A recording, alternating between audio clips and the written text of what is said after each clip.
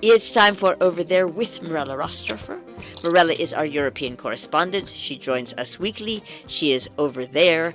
I know where she is because this is the one benefit of 2020 is that I know where she is. And what are you doing there? Well, I'm happy that there is one benefit. Well, I'm actually looking outside of the window where there is a heavy snowstorm. So it's winter. And it's also finally the moment where I'm able to say that the agreement on the Brexit has been done. And I know that you all know, but for us in Europe, it was a really a very, very last moment deal. There was absolutely the danger that there would be no deal at all, which would have been a catastrophe, but not only for England, also for the rest of Europe, as so many things have to be fixed, have to find solution, and it would have been only a gigantic chaos. So I guess in that sense, while many people still regret very much that there even is a Brexit, at least there is a sense of relief knowing that a few things have already been agreed on. So a few details about the agreement. First of all, it was done on Christmas Day, on the 24th of December, which I guess has also some kind of symbolic meaning. It has a few solutions on things that matter, but not on everything. I guess a few things will have to be fixed and dealt with once the Brexit really takes place, and that is on the 1st of January 2021. It does have rules, though, already on some aspect of justice on both sides, on health coverage for traveling people, on fishing areas, on police collaboration and security, on trade, one of the most important points. And as I said, of course, not everybody is happy with the deal, and it is absolutely not considered the perfect deal, the soft deal that so many people were hoping for. England is definitely out of the European Union in most aspects with this coming Brexit in January. So let's take just a couple of subjects that did matter a lot and that made the ambassadors for this Brexit work literally day and night. One serious advantage is the fact that taxes on English goods and vice versa are not going to have take place. You will have an exchange of goods without extra taxes on it. But there are some conditions to that. And for example, at the end of each year, England will have to prove that the goods that have been brought to the European Union were truly produced in England. What the European Union doesn't want to see happening is, for example, have just to take one example, a Chinese good coming through England as English products, because this deal is very specific on not taxing real English products. the European Union will control, they will check that this is the case. And Paris already announced, and as we know, Paris and London have always some kind of a love-hatred relationship. Paris will check very, very carefully and very extensively that the conditions are seriously kept. Another point that was also very important is the competition in terms of job market. The European Union still wants to make sure that there are no unfair conditions in England. By unfair, they mean conditions that are so much better than in the European Union that companies, for example, would gladly go and open in England instead of in the European Union, and that would have an entire impact on the job market. There is also a level of environmental protection conditions that are fixed in the European Union, and it is requested from England that they don't go down and get more relaxed on these conditions, so that again companies would rather prefer to be in England than being in the European Union. So the competition aspect is very important. One also of the point that was major, not because it's about so much money, but because it's really about a kind of pride. It's the fishing issue, and there has been also a solution. So when the Europeans are going to go fishing in British waters, they will have to give up a quarter of the actual quotas that they have right now.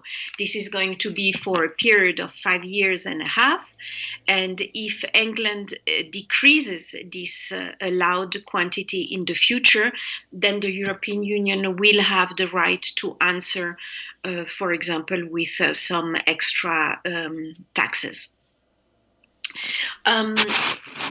One big advantage for England right now, and that has been seen, I guess, even today, is the fact that England, as of now, will be free to close new trade agreements with other countries.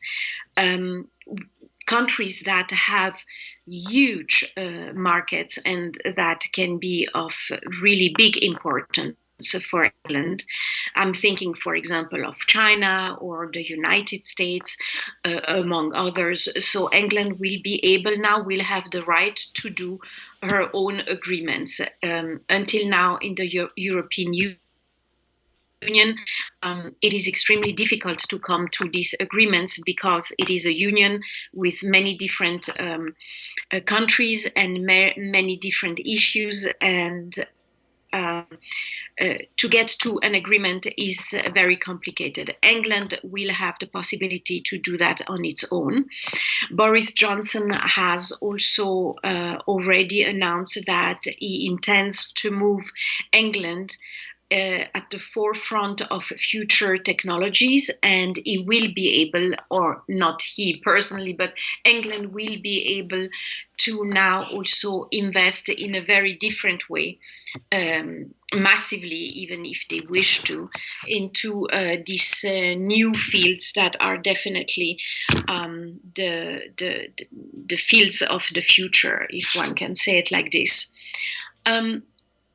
For European, it also means that working and living in England in the future will be a bit more complicated, in the sense that until now we did not need any visa. There was this was a free. Not visa, but a free way to go and work wherever any European wanted to. And visas are going to be introduced again, basically going back to what it was before. It's probably going to be a point-based system, a bit like the express entry in Canada, for example. Wages and fields will play an important role, and in that sense, for example, for people that are very good in technology or science-based fields, will definitely have an advantage in getting a visa.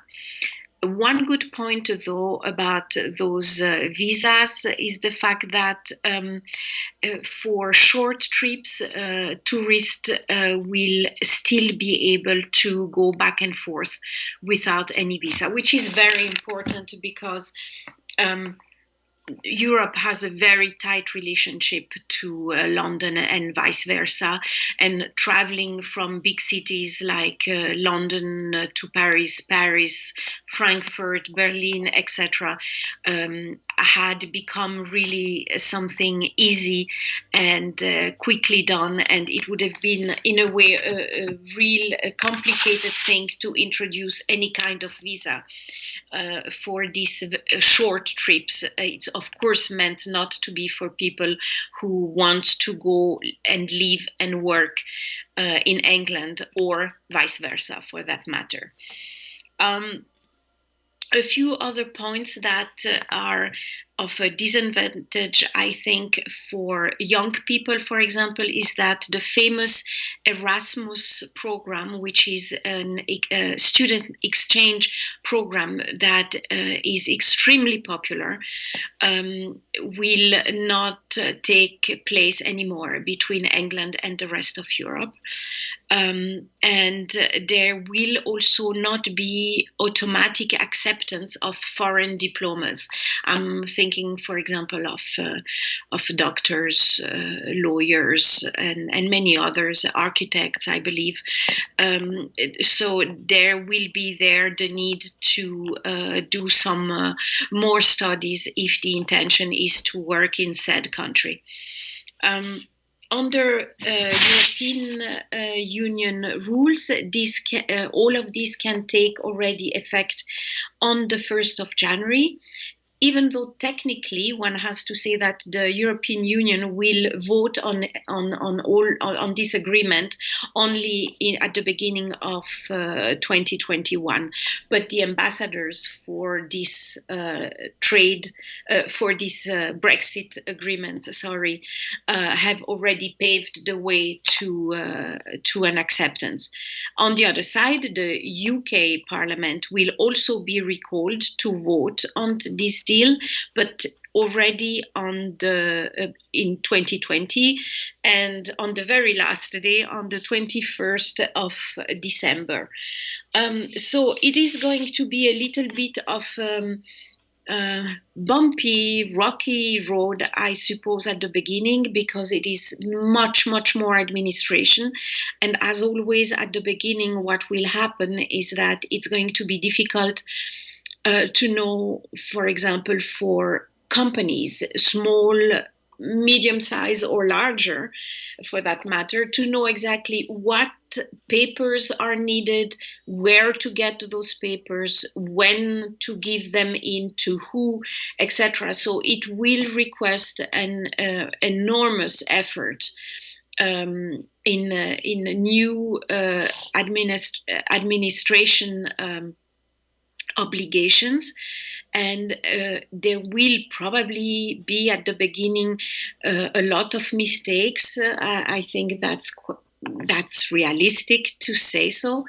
But on the other hand, the Brexit is there, it's happening, and I think that no matter how disappointed are many people, and I can confidently say that many people would have liked to stay in the European Union, it is still a much better thing that there is a deal and that there are new rules. And even though the beginning is going to be difficult, at least there is now a path ahead. and every further issue will be dealt with at the right time. Though the beginning might be a little bit of a shock for both parties. Thank you very much, Mirella Rastorfer, over there. My pleasure.